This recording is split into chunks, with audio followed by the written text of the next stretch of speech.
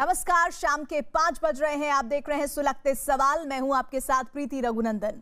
आज की सबसे बड़ी खबर से शुरुआत कर रहे हैं बुलेटिन की। रूस ने यूएनएससी में भारत की उम्मीदवारी का समर्थन किया है। रूस के विदेश मंत्री ने यूएनएससी में भारत की स्थायी सदस्यता का समर्थन किया है। रूस, भारत और चीन के विदेश मंत्रियों के बीच हुई बैठक के दौरान संयुक्त राष्ट्र सुरक्षा परिषद में भारत की स्थायी सदस्यता का जोरदार तारीफ करते हुए उसने समर्थन किया है, उसका पुरजोर साथ दिया है। रूस ने भारत को संयुक्त राष्ट्र सुरक्षा परिषद का स्थायी सदस्य बनने के लिए एक मजबूत उम्मीदवार बताया है और भारत के स्थायी सदस्यों का समर्थन किया है। तो ये इस वक्त की सबसे बड़ी खबर भारत के लिए यूएनएससी से जुड़ी हुई, जिसमें रूस ने भारत का खुलकर समर्थन किया है और ये समर्थन हुआ है भारत की उम्मीदवारी यूएनएससी में हो, इसको लेकर रूस के विदेश मंत्री ने यूएनएससी में भारत की स्थायी सदस्यता का समर्थन किया है।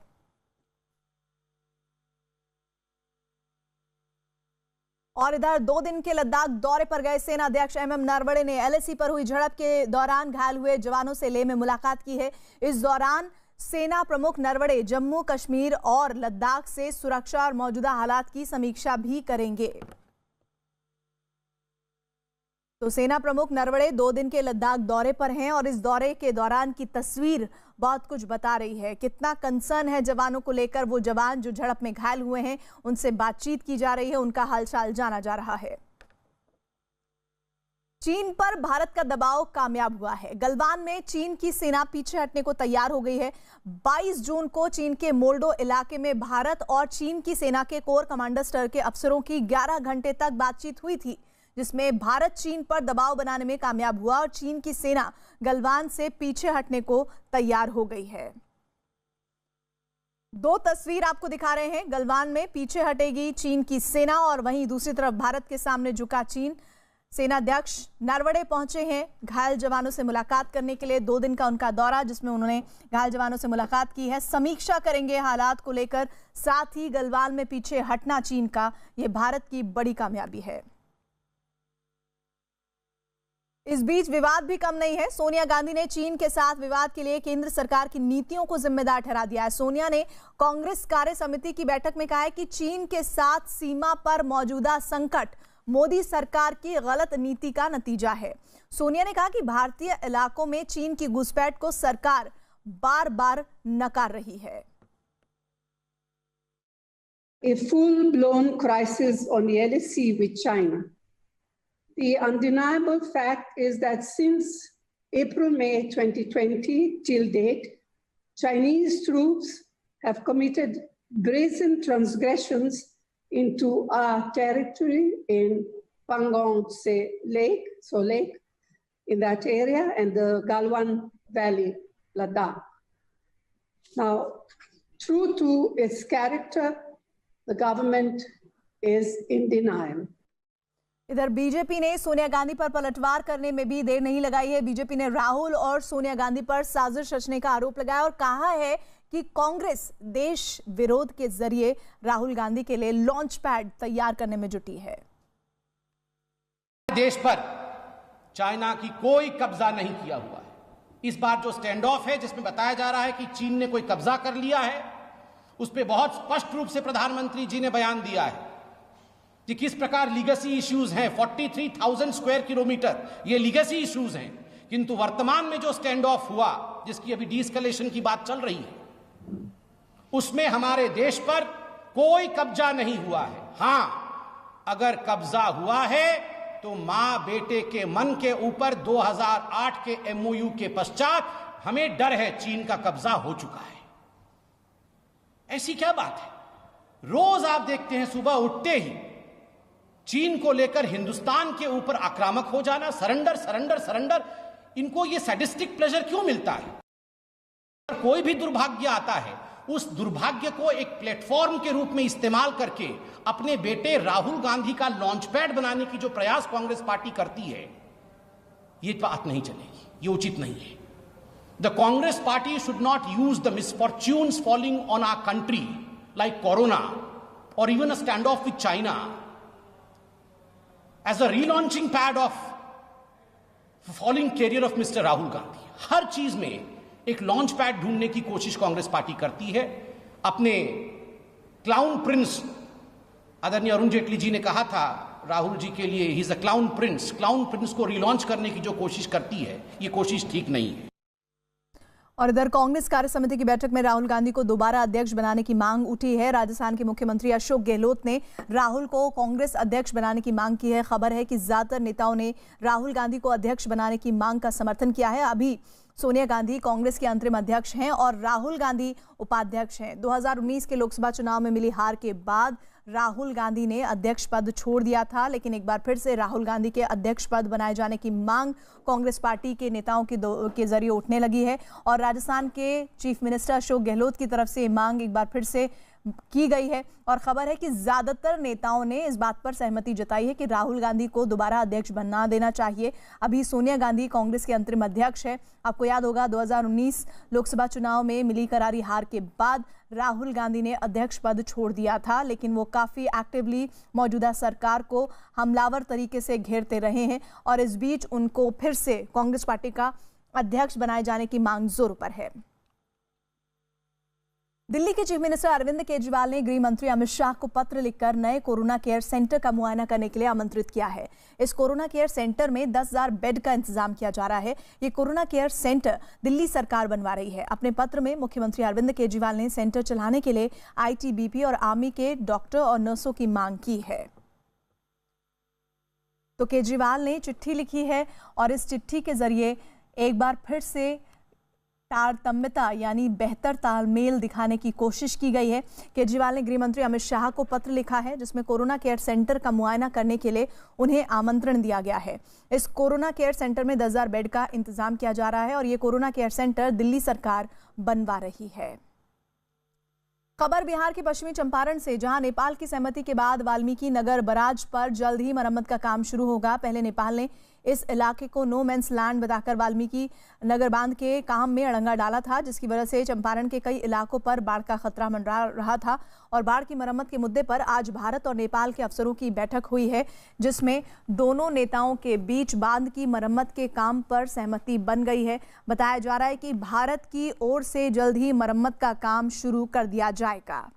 तो ये महत्वपूर्ण खबर बिहार के चंपारण से आ रही है, जो कि लगातार एक चिंता की भी बात थी कि अगर इस बांध की मरम्मत ना हो पाती तो फिर अगर बहुत ज़्यादा बारिश होती तो बाढ़ के हालात में ये बहुत मुसीबत का सबब बन सकती थी। तो ये मामला अब सुलझता हुआ सा नजर आ रहा है और बांध की मरम्मत होगी, इसके संकेत मिल रहे हैं।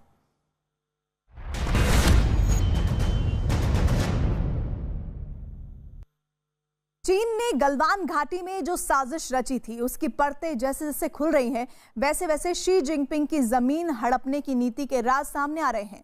अब पता चला है कि गलवान घाटी में चीन के राष्ट्रपति शी जिनपिंग ने अपने जिस सिपह सालार को भारत की जमीन पर कब्जा करने के लिए भेजा था, वो कोई और नहीं बल्कि वही अफसर है जिसने पहले डोकलाम तक सड़क बनाने की आड़ में भूटान और फिर सिक्किम की जमीन हड़पने की साजिश रची थी। लेकिन चीन की सेना में जनरल झाओ के नाम से मशहूर इस शख्स की चाल को भारत की सेना ने नाकाम कर दिया है। बेनकाब हो चुका है चालबाज जनरल।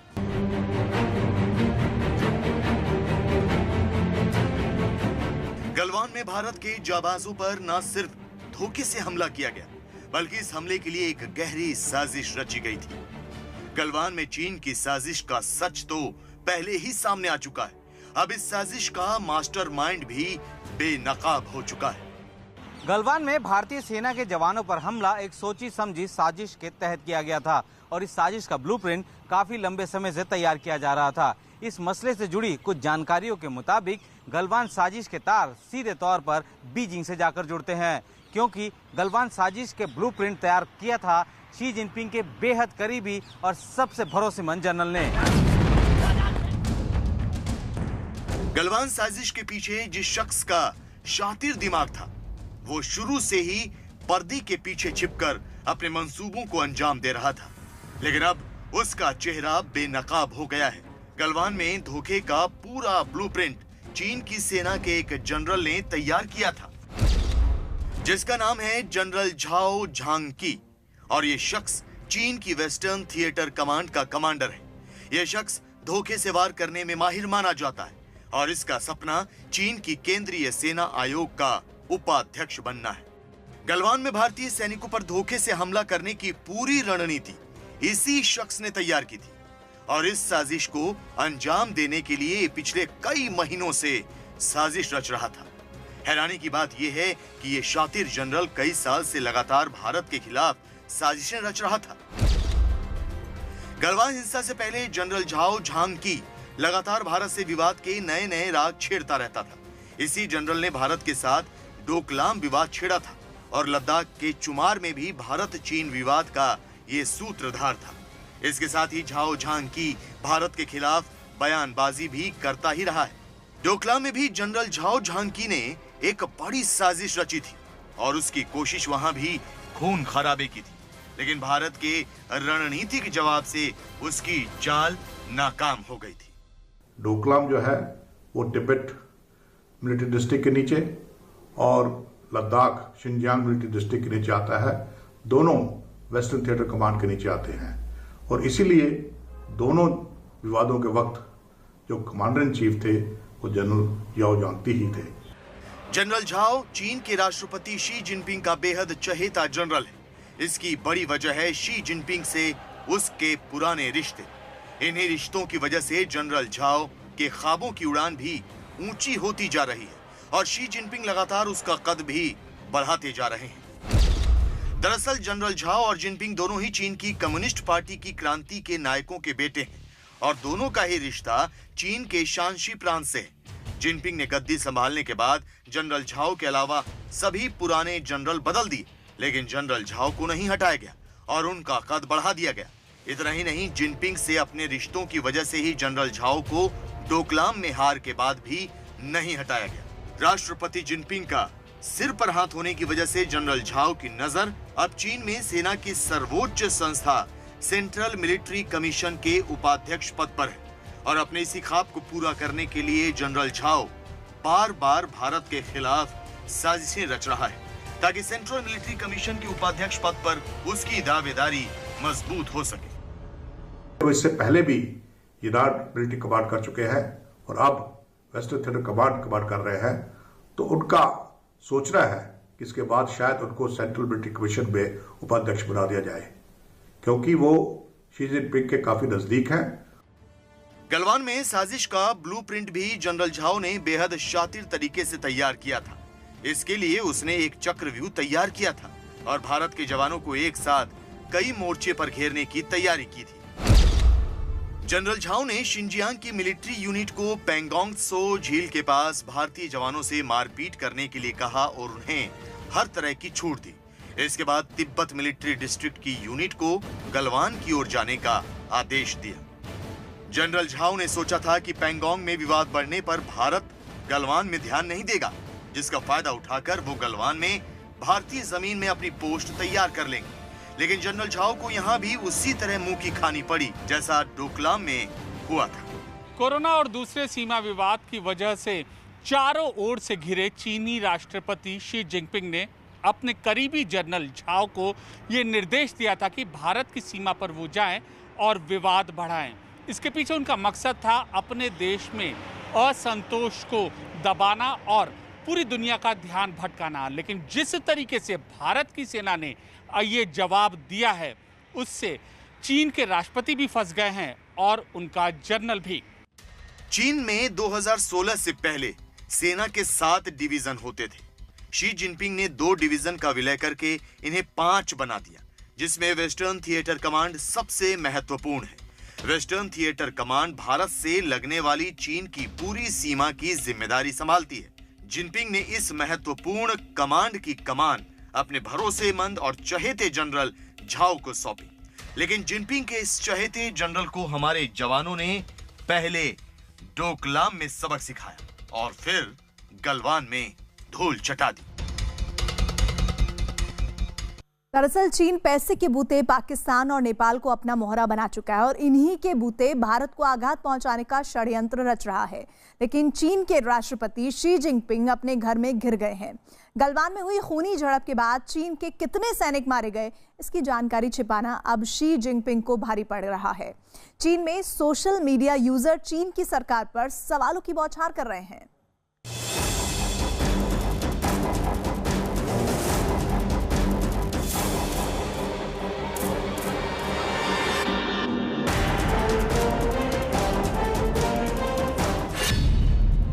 को महंगी पड़ी गलवान की साजिश।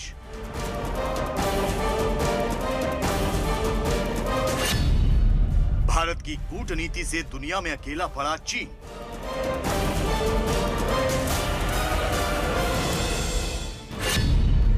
घर में भी शी जिनपिंग का शुरू हुआ विरोध।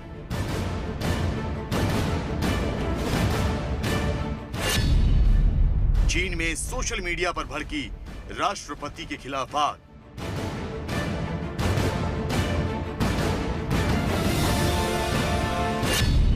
गलवान में हिंदुस्तान की जमीन पर बुरी नजर डालना चीन को काफी महंगा पड़ गया है। चीन का मंसूबा धोखे से हमला कर भारत के जवानों को पीछे ढकेलने का था, लेकिन सीमा पर हमारे जवानों ने उसे जिस तरह जवाब दिया, ये उसने सोचा भी नहीं था। यही वजह है कि न सिर्फ चीन की साजिश नाकाम हुई, बल्कि वो चौतरफा घिर भी गया है। इस नाकामी की सबसे ज्यादा आंच अब राष्ट्रपति शी जिनपिंग महसूस करने लगे हैं। गलवान की घटना से चीन की सेना का मनोबल तो टूटा ही है, चीन के राष्ट्रपति शी जिनपिंग को भी गहरा धक्का लगा है। गलवान से पहले तक चीन की सबसे ताकतवर कम्युनिस्ट पार्टी के भीतर भी कोई शी जिनपिंग के खिलाफ आवाज नहीं उठा पाता था, लेकिन अब हालात पूरी तरह से बदल गए हैं।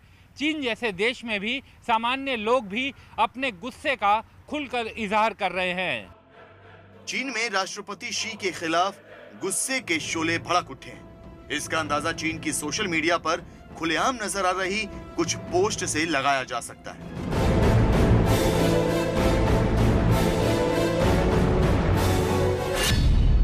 भारत ने सीमा पर अपना सब कुछ न्योछावर करने वाले जवानों की याद में श्रद्धांजलि सभाएं की। इससे भारत के लोगों का जवानों के प्रति प्यार और सम्मान जाहिर होता है। लेकिन हमने क्या किया? हमें भारत से सीखना चाहिए कि कैसे जवानों का सम्मान किया जाता है। हमें अपने जवानों के लिए श्रद्धांजलि सभाएं करनी चाहिए। क्या चीन की सेना से कोई नहीं मारा गया? क्या हमारे जख्मी हुए जवानों को इलाज भी दिया गया? चीन सरकार अपनी जनता को सोशल साइट का इस्तेमाल करने की इजाजत भी नहीं देती है। चीन में इंटरनेट के इस्तेमाल पर काफी सख्ती है। फेसबुक और ट्विटर जैसी सोशल साइट्स पर पाबंदी। इसकी जगह पर चीन में वीबो नाम के सोशल मीडिया प्लेटफॉर्म का इस्तेमाल होता है। वीबो पर चीन सरकार की पैनी नजर रहती है, लेकिन इसके बावजूद चीन में लोग वीबो पर खुलकर सरकार के खिलाफ लिख रहे हैं। गलवान हिंसा में अपने नुकसान को छिपाने के लिए चीन की सेना और सरकार दोनों ने चुप्पी साधी। चीन ने अब तक न तो अपने मारे गए सैनिकों के बारे में कोई आंकड़ा जारी किया, न ही चीन की सरकार ने गलवान में हुए नुकसान के बारे में अपनी जनता को बताया। जबकि भारत में शहीद हुए सैनिकों को पूरा सम्मान दिया गया।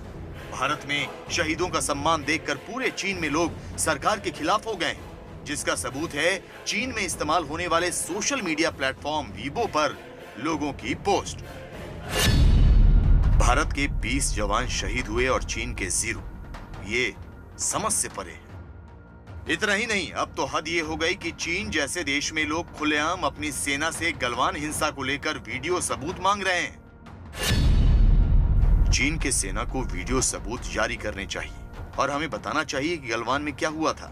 अगर हमारे सैनिक नहीं मारे गए तो दुनिया के सामने सबूत रखना चाहिए। गलवान में चीन के जवानों की मौत पर चीन की सरकार ने जिस तरह चुप्पी साध ली है, उससे लोगों का गुस्सा इतना भड़क गया है कि लोग सरकार से हिसाब तक मांग रहे हैं। सरकार चीन के कितने लोग मारे गए, इस बारे में कोई आंकड़ा क्यों नहीं दे रही है?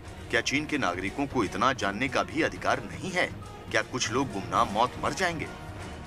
चीन सरकार गलवान में सैनिकों की मौत को जिस तरह से छिपा रही है, उसे लेकर अब सरकार के खिलाफ वीडियो भी सामने आ रहे हैं। ऐसा ही एक वीडियो इस वक्त सोशल मीडिया पर वायरल हो रहा है। सोशल मीडिया पर वायरल इस वीडियो के मुताबिक चीन की सरकार सीमा पर मारे गए जवानों के शव भी उनके घर वालों को नहीं सौंप रही।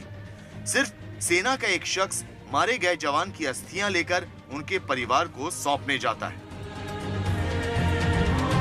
चीन सरकार के इस रवैये के बाद ये सवाल उठाया जा रहा है कि आखिर क्यों चीन की सरकार गलवान के नुकसान को लेकर चुप है और अपने ही देशवासियों से गलवान का सच क्यों छिपा रही है। अब शी जिनपिंग अपने आप को चारों तरफ से घिरा पा रहा है। ना ही इंटरनेशनल लेवल के ऊपर बल्कि डोमेस्टिक लेवल के ऊपर भी कम्युनिस्ट पार्टी के अंदर उसके खिलाफ बगावत है। आम चीनी जनता भी शी जिनपिंग के खिलाफ आवाज उठा रही है। चीन में गलवान हिंसा के बाद सरकार से जिस तरह के सवाल हो रहे हैं, ऐसा कभी नहीं हुआ। दूसरी ओर भारत ने चीन के इर्द गिर्द कूटनीति का भी ऐसा जाल बिछा दिया है जिसमें शी जिनपिंग बुरी तरह से उलझ गए। इस तरह गलवान हिंसा अब शी जिनपिंग के लिए एक चक्रव्यूह बन गई।